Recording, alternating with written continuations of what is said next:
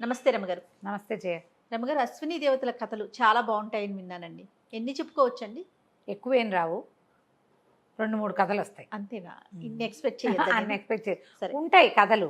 ఆ, అవి ఏంటంటే రకరకాల పురాణాల్లో అశ్విని దేవతలు వాళ్ళ కాళ్ళు బాగు చేశారు, వీళ్ళ కీళ్ళు బాగు చేశారు, వాళ్ళని బతికించారు, 4 వాక్యాలు 3 వాక్యాల్లో చెప్తారు. అట్లా. బేసిక్ అశ్విని దేవతలు ఎవరు, ఉమ్, వాళ్ళు ప్రపంచానికి చేసే మేలు ఏమిటి, ఓకే. అది తెలుసుకుందాం. 2 కథలు అనుకో.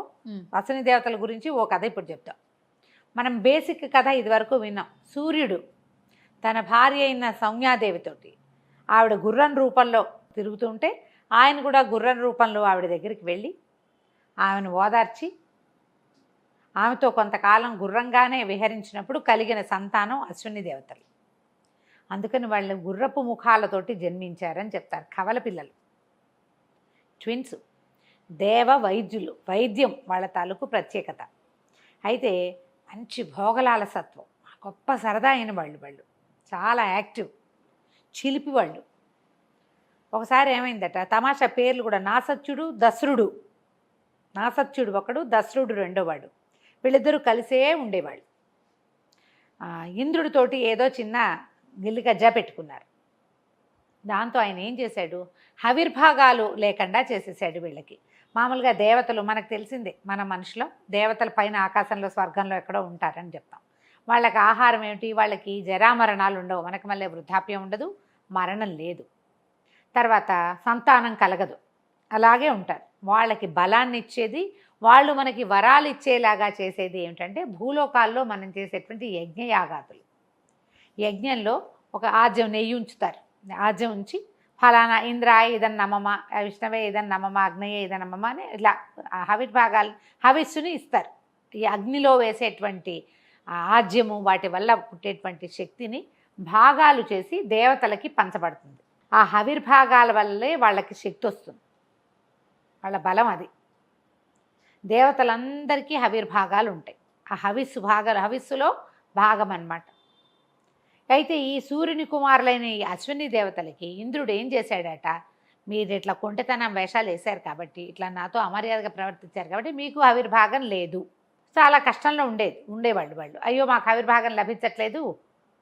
ఆ తండ్రికి లభిస్తుంది, అన్నయ్యలకి లభిస్తుంది, వీళ్ళకి లభించదు. ఇంతకీ వీళ్ళ అన్నయ్యలు ఎవరెవరు? సూర్యుని యొక్క కుమారులు యమధర్మరాజు, శనేశ్వరుడు. వీళ్ళిద్దరూ అశ్విని దేవతలకి అన్నయ్యలు. వాళ్ళు ప్రపంచ నిర్మాణంలో వాళ్ళ భాగస్వామ్యం వాళ్ళు తీసుకున్నారు. వీళ్ళకి ఉంది, వీళ్ళు అన్ని చోట్ల వైద్యం చేస్తారు, కానీ హవిర్భాగం లేదు. హవిర్భాగం సంపాదించుకోవాలని ఒక కోరిక ఉంది వాళ్ళకి. తర్వాత దానికి దాంతో పాటుగా మహావిద్య అంటే బ్రహ్మ విద్య ఉపదేశం పొందాలని కోరిక. అథర్వ ఋషి అనే ఒక గొప్ప ఋషి ఉన్నారు. ఆ ఋషి గారి శిష్యుడైన దద్యుడు ఈ అశ్విని దేవతలకి గురువు. వాళ్ళు ఆయన దగ్గర పరిపరి విధాలుగా ప్రార్థించేవాళ్ళు, బ్రహ్మ విద్య ఉపదేశం చేయి మాకు, తద్వారా మాకు హవిర్భాగం వస్తుంది అంటే. ఆయన ఏమన్నాడు, వీళ్ళు కొంటెవాళ్ళు, భోగలాలసులు, సరదా అయిన వాళ్ళు. బ్రహ్మ విద్య ఎవరికి ఉపదేశం? దేని మీద ఆసక్తి లేని వాళ్ళకి బ్రహ్మ మీదే ఆసక్తి ఉండాలి. వీళ్ళేమో సరదాలు ఎక్కువ, వీళ్ళకి అక్కడికి ఇక్కడికి ఎగిరెళ్ళిపోవటం, అక్కడ తినేయటం, తాగేయటం, తిరిగేయటం, కొంట పనులు చేయటం, సరదా అయిన వాళ్ళు, భోగలాలసత ఎక్కువ. అందుకని ఆయన ఏమన్నాడు, అట్లా కాదు, మీరు ఇది హవిర్భాగాన్ని పొందేందుకు చెయ్యండి ఏదైనా ప్రయత్నం. అది వచ్చాక అప్పుడు మీకు బ్రహ్మ విద్య సంగతి చూస్తాను అని చెప్పాడు. సరే, ఈ దద్యుడైన తన గురువైన దద్యుడు చెప్పిన మాట విని ఈ అశ్విని దేవతలు ఇద్దరు ఏం చేశారు, దానికి ఏదైనా ఉపాయం చెప్పండి, మాకు హవిర్భాగం దొరకాలంటే మేము ఏం చేయాలంటే. అప్పుడు చ్యవన మహర్షి అని మహర్షి పేరు చెప్పాడు. చ్యవనుడు మహావృద్ధుడు, ఆయనకి చిన్న వయసున్న భార్య ఉంది. ఆయన గుడ్డి, కళ్ళు పోయినాయి, గుడ్డివాడు, అంధుడు. ఈ అంధుడైన చ్యవన మహర్షికి మేలు చేయండి, ఆయన వృద్ధాప్యాన్ని పోగొట్టండి, మీరు వైద్యులు కాబట్టి. ఆయన సంతృష్టి చెంది మీకు ఈ హవిర్భాగాలు వచ్చేలాగా మీకు ఏదైనా ఒక అవకాశం ఇస్తాడు. ఆయన మహాతపస్వి, బ్రహ్మ కూడా ఆయన మాట కాదనలేడు అనేసరికల్లా వీళ్ళిద్దరూ పోయి చ్యవన మహర్షి దగ్గరికి వెళ్ళారు అశ్విని దేవతలు. మన దగ్గర సుకన్య కథ ఉంది, కావాలంటే చూడొచ్చు ప్రేక్షకులు ఆసక్తి ఉన్న వాళ్ళు. సుకన్య కథ బ్రీఫ్గా చెప్తారు. సుకన్య శర్యాతి అనే ఒక రాజుగారి కూతురు. అయితే వాళ్ళు ఒకసారి ఒక అడవికి వచ్చినప్పుడు ఒక పుట్టను చూసి, ఆ పిల్ల చిన్నపిల్ల 14 ఏళ్ళది, పుట్టలో ఏవో మిణుగురు పురుగుల్లాగా మెరుస్తున్నాయని పుల్లబెట్టి పొడుస్తుంది. చ్యవన మహర్షి కళ్ళు, అవి కళ్ళ గుచ్చుపై కళ్ళు పోతాయి. అప్పుడు ఈ సరియాది రాజుగారు ఏం చేస్తారు, ఇక ఏం చేయలేక తన పిల్లని ఆయనకి ఇచ్చి పెళ్లి చేస్తారు. అవును. శవన మహర్షికి, శవనుడికి ఇచ్చి వివాహం చేసి మా అమ్మాయి నేను టేక్ కేర్ చేస్తుందని చెప్తారు. ఆ చిన్న పిల్ల ఈయనకి ముసలి వాడు, ఎప్పటివాడో ఆయన, ఇప్పుడు ఎంతో కడు వృద్ధుడు. ఆయన ఇచ్చి పెళ్లి చేసేస్తే ఇక అమ్మాయి ఆయన భర్తని టేక్ కేర్ చేసుకుంటూ ఉంటుంది. అయితే ఈ సుకన్యని పట్టుకుంటారు ఈ అశ్విని దేవతలు. ఒక చోట కనపడి, మరి నువ్వు ఏమిటి ఇంత సౌందర్యవతివి, నువ్వు యవనంలో ఉన్నావు, ఇట్లా వృద్ధుడితోటి వివాహం ఏమిటి నీకు, నువ్వు మాతో ఉండమంటే ఆవిడ ఒప్పుకోద్దు.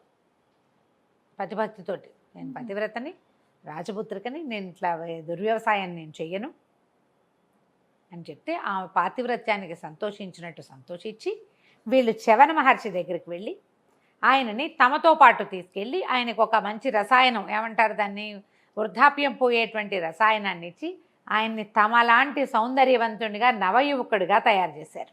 అబ్బా. తన భార్య, ఆయనేమో పెళ్లి చేసుకుంది, ఆ పిల్ల చిట్టి పిల్ల కదా, ఆ చిన్న పిల్లని సంతోషపెట్టడానికి తగిన అవకాశం కల్పించినందుకు ఆయన ఏం ప్రయత్నం చేయాలి, వీళ్ళే చేశారు అశ్విని దేవతలు. ఆయన అశ్విని దేవతలకి మీకేం కావాలో చెప్పండి, అది నేను చేసి పెడతానన్నాడు. నాకు హవిర్భాగాన్ని ఇప్పించండి మాకని వీళ్ళు అడిగారు.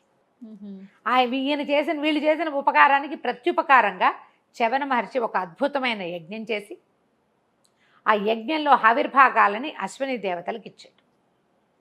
అక్కడి నుంచి ప్రతి యజ్ఞంలోనూ హవిర్భాగం అశ్విని దేవతకి దొరికేలాగా చేశాడు. ఇది వీళ్ళకు కూడా దొరుకుతుంది.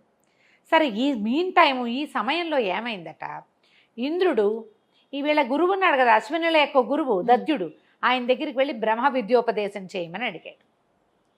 అడిగేసరికల్లా ఏం చెయ్యాలో తెలియలే ఆయనకి. ఇంద్రుడు భోగలాలసుడే, ఇంద్ర పదవే భోగలాలసత, కాదంటే ఏమంటాడో తెలీదు.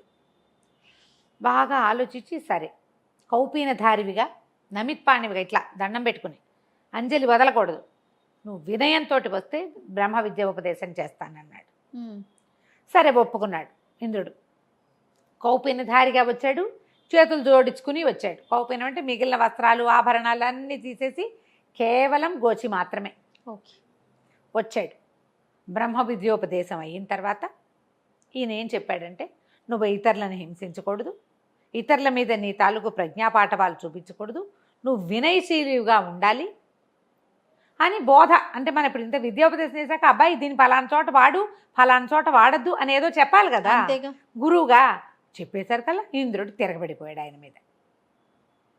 దండం అయితే పెట్టాడు కానీ వినయంతో కాదు అది. పైగా తననేదో ఆయన తప్పడుతున్నాడు అన్నట్టుగా అర్థమైంది అతనికి. అర్థమై తిరగబడి విద్యోపదేశం చేయమన్నా చేసావు, ఎంత పట్టుకుండాలో అంత పట్టుకుంటూ, నేను ఎలా ఉండాలో నువ్వు నాకు తీర్పులు చెప్పకు, నేను చేయనట్ల. పైగా ఇప్పుడు నాకు విద్యోపదేశం చేసావు బ్రహ్మ విద్య, ఇంకొకడికి ఎవరికి ఉపదేశం చేసినా నీ తల ముక్కలు చేస్తాను, తల తరిగేస్తానని చెప్పాడు.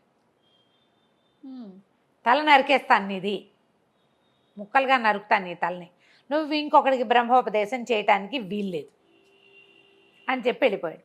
ఈ దద్యుడు ఏం చేస్తాడు, మాట్లాడకుండా ఊరుకున్నాడు. సరే ఇక బ్రహ్మవాడు ఇంద్రుడు, ఇక మనం చేసేది ఏమీ లేదని.